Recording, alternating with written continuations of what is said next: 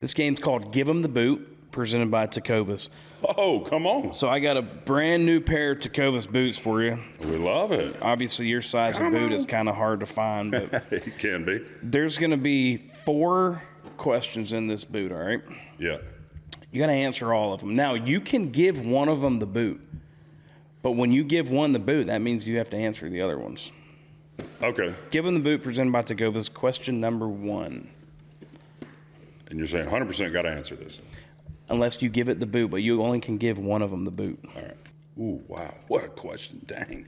That's a heavy hitter right off the top. What life event defines me, Meyers? This is going to sound weird, but maybe losing my dad. I was only 6, but everything in my life, whether it be like all the mentors, it was just like God was placing the right people, the right moments, everything. Just, it's like a storybook, man. My wife's always like, you got to tell your story sometime. I'm like, I'll get there. And I have, Yeah. It was one of my favorite things to do when I was playing, to get on the mic, do community events and just start talking and speaking from the heart. And, typically I got people crying and all sorts of stuff. But man, I don't know, I guess pain in a weird way is what probably turned me into who I am. Do I wish my dad were here? Absolutely, of course I do. But I had to learn from a very young, we were poor as the dirt on the ground, man. I don't know if you've ever seen the video of my brother coming back from Afghanistan when he was with the Marine Corps. It's on YouTube.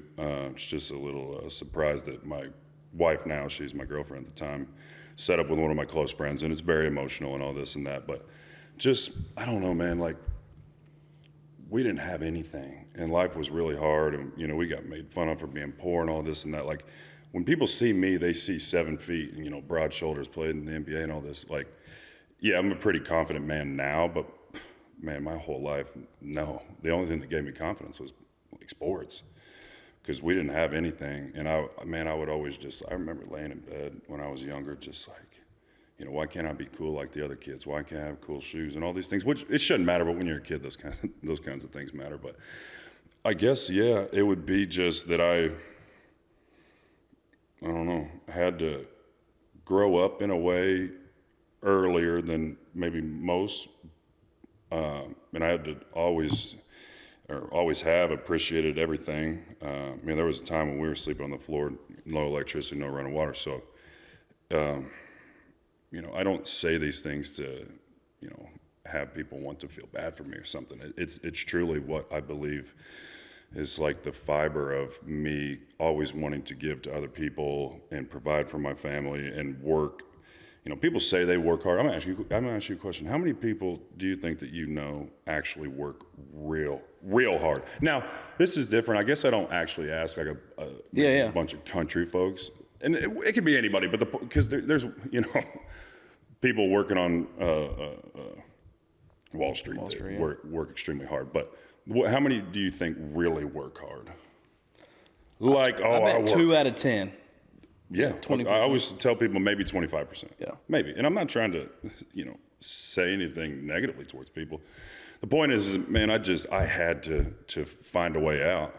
And so sports was my ticket. I'm blessed with the height and everything. But yeah, I would say the life event that defines me would probably just be, unfortunately, losing my dad. Like, I just had to figure it out. And I, grinded and it worked out. And I went to University of Illinois and the whole thing. And it's just who I am. It really is. Like, there's been so many mentors and people step into my life, like I was saying earlier, that is like shocking. It's like, how is this even possible? If I thought too hard about it, I'd probably start crying. All right, question number 1. Holy cow. I'm glad you didn't give that one the boot. Yeah. You don't have to give any of them the boot, by the way. Well, I was going to say I'm an open book, so there's a pretty good chance I'm answering all 4 of these. All right. Oh, man. All right. Again, this is going to be hard to answer. Favorite country musician right now? So I've got a couple buddies. One, Brett Eldredge. That's my boy. We had the same high school conference. He's from Paris, Illinois, which is probably 35 minutes maybe. And so we were in the Apollo conference. He's a little older than I am, but anyways, Brett and I played pickleball together. Last year we went to a University of Illinois game because, we all love the good old U of I and everything. And so, just spending time together. So he's a friend. And then Dylan Scott. So this is a pretty funny story. I remember getting on Twitter when it was still Twitter. Dylan probably had less than, respectfully to you, Dylan at the time had like less than 10,000 followers or something. And that means nothing. I'm not trashing. The dude is on top of the world right now. But I messaged him and I was like, dude, I know you don't know me, but I love your song, Making This Boy Go Crazy. My wife and I are going to dance to it at our wedding. And so he replied and he's like, dude, it's crazy to me. Like, whatever, an NBA player's messaged me, like, that's sick or whatever. So anyways, I love both of their music. Love it, Brett and Dylan. But I would say if I could only, I got to go with 1A and 1B. I'm sorry. It'd probably be, if I really want to listen for entertainment, I'd say Zach Top and Riley. For sure. Yeah. They've been common answers on this show. I mean, like Zach, man, is just, I just don't get it. Like, he's so talented, man. It's insane. He could play the guitar. He can freaking sing. Like when he does covers of old Keith Whitley and like, all these things. I'm just like, geez, man, this guy's got what we call in sports like the it factor. Like he's got the smile, he's got the cowboy hat, like he can play guitar. The demeanor. He's got the whole thing. He might be Alan Jackson's son. He might be. Seen that? I've seen the conspiracies. Okay, gotcha. Just making sure, get that up. And then Riley, man, like the storytelling in it, just that part of it, insane. I think he does a really good job when it comes to the storytelling aspect of just music. Mm-hmm. And I mean, there's no pretending when it comes to Riley. Dude, don't mind if I do. Like all the way through, like what? Yeah. I was in my truck and I was just like, there's no skips here. I'm like, what is happening?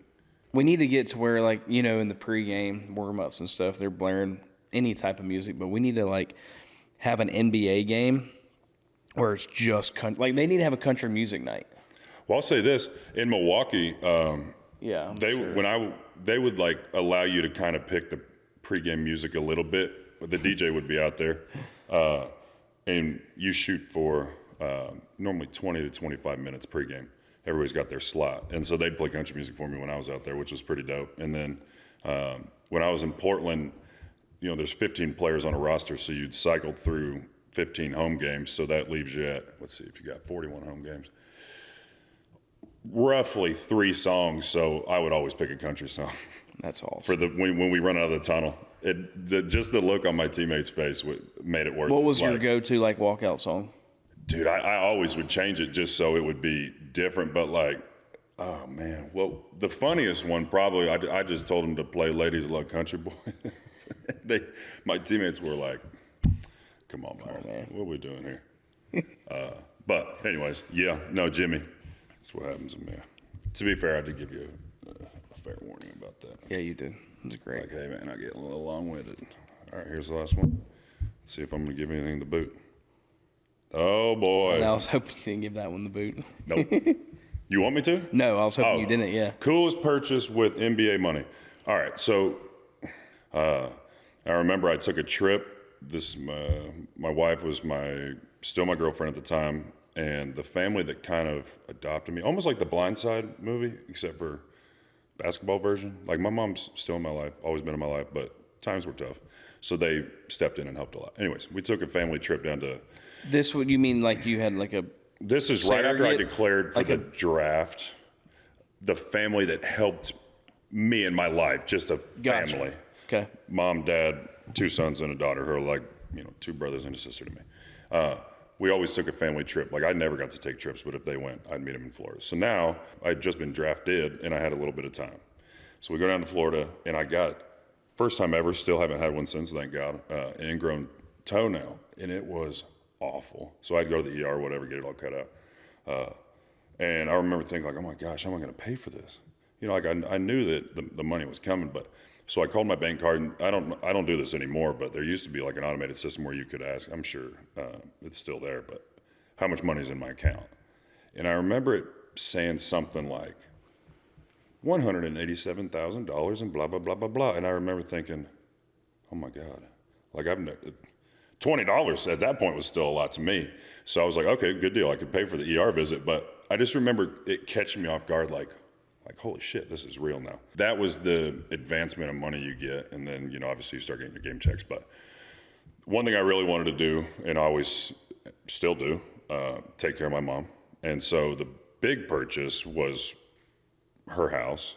But the answer that you want would probably be when I was at University of Illinois, going into my sophomore year, I played there 2 years.